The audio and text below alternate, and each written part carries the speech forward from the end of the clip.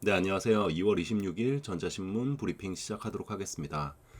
첫 번째 기사는 다음 주가 이제 개학이죠. 그래서 이제 그 정부에서 공공 플랫폼으로 이제 실시간 양방향 수업을 제공한다고 하는데요. 일단은 인터페이스도 많이 좀 바뀌고 서버 부하 자원도 사실은 좀 넉넉하지 않아서 우려가 되고 있다는 기사입니다. 그래서 기본적으로 공공 플랫폼으로 실시간 양방향 수업을 진행하다 문제가 발생하면 곧바로 민간 플랫폼으로 옮겨 진행하거나 대체 컨텐츠를 제공하는 등 대비책이 필요하다는 내용이네요. 네, 다음은 블록체인 기반 금융 DID 구현 10월에 첫 상용화 된다는 내용입니다. 그래서 그동안에 그 금융거래 시에 이제 저희가 신분증을 비롯한 각종 서류를 좀 챙겼어야 했잖아요. 그런데 이런 거 필요 없이 실제로 전자지갑에서 바로 쓸 수 있는 DID 기반의 서비스가 10월에 상용화된다고 합니다. 그래서 금융결제원에 따르면 17개 은행이 참여한 이제 뱅크사인이라는 이제 은행 공동 인증서 플랫폼이 있는데요. 그 플랫폼을 DID로 활용해서 신원 확인이 가능한 전자지갑 서비스를 구현한다는 것이 골자이고요. 일단 이 뱅크사인은 공개키 기반 구조, 그러니까 키가 두 개인 거죠. 네, 그래서 비밀키와 그리고 공개키, 네, 이 두 가지가 있는데 복화형 공개키는 은행에 분산 저장을 해놓고요. 암호화형 키, 그러니까 실제로 암호화를 할 때 사용이 되는 키는 일반 폴더가 아닌 휴대폰 내에 안전 영역에 저장하는 방식이라고 합니다.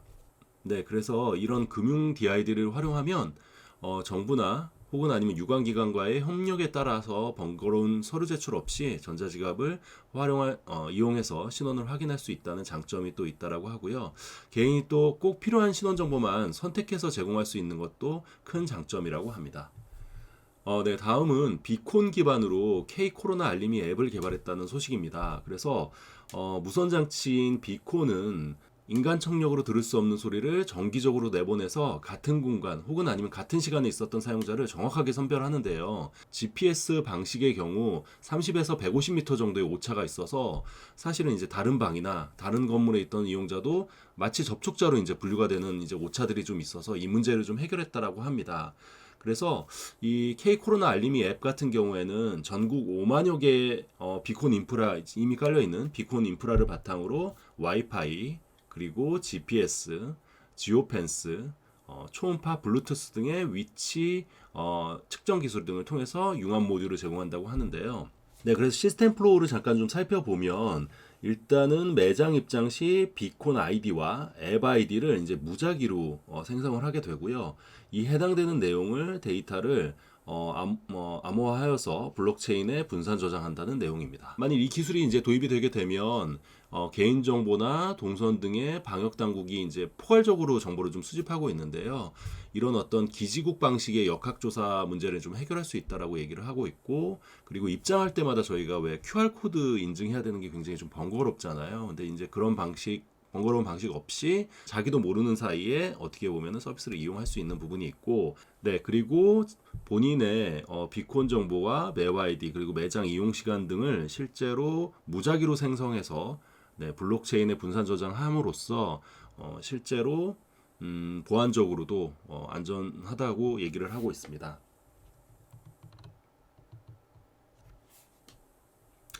네, 이 얍컴퍼니라는 데서 이제 이 기술을 개발을 한 것 같아요. 근데 얍컴퍼니는 혹시 알고 계시는 분들이 있을지 모르겠는데 예전에 제가 기억하기로는 위치 기반의 이제 맛집 서비스 약간 이런 부분들을 서비스를 했었던 걸로 알고 있고요. 네, 그러다 보니까 위치 기반의 기술에 관련돼서는 실제로 굉장한 그 차별성을 가지고 있는 회사인 것 같습니다. 그래서 이 회사 같은 경우에는 위치 기반을 사용해서 기술을 사용해서 이제 스타벅스의 사이렌 오더 같은 데 활용이 되거나 아니면 향후에는 이제 챗봇 오더 서비스 뭐 이런 쪽으로도 진출할 계획이라고 합니다. 네, 다음은 LG그룹이 국제 인공지능 학회에 출범한 후에 이제 첫 연구 성과가 있다라고 해서 좀 설명을 좀 하고 있는데요. 두 가지입니다. 그래서 하나는 설명하는 AI이고요. 하나는 연속학습인데요. 일단 설명하는 AI는 단순히 어떤 결과만 보여주는 것이 아니라 AI가 어떤 근거로 해당 부분을 판단을 했는지에 대한 도출 과정과 도출 과정을 이제 논리적으로 설명하는 기술인데요. 가령 이제 X선 촬영 같은 경우에 암이라고 판단이 됐다라고 하면 그게 왜 암이라고 판정을 했는지에 대한 그 과정들을 설명해주는 이런 기술이라고 합니다. 그래서 설명하는 AI는 약간 신뢰성이 생명인 의료나 금융, 어떤 법률 분야에서 실제로 인간의 의사결정을 돕는데 굉장한 인간의 의사결정을 돕는데 굉장한 핵심 기술로 이제 평가가 된다라고 하네요. 네, 그리고 두 번째는 이제 연속학습인데요. 연속학습은 AI가 데이터를 순차적으로 학습하는 것을 좀 의미한다라고 해요. 그래서 AI가 학습할 때 사용되는 메모리를 좀 줄이면서도 성능을 유지하거나 향상시키는 기술이라고 하고요.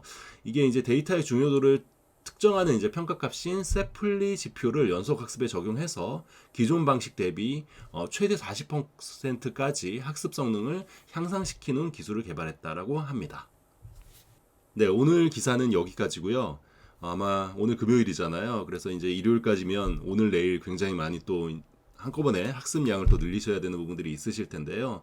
이 전자신문 같은 경우엔 처음에도 제가 말씀드렸다시피 어떤 그 암기의 활용보다는 나의 지식을 확장하고 그리고 강글 한 줄이라도 살아있는 키워드로 적어줄 수 있는 부분으로 활용한다는 측면에서 활용하시면 좋을 것 같습니다.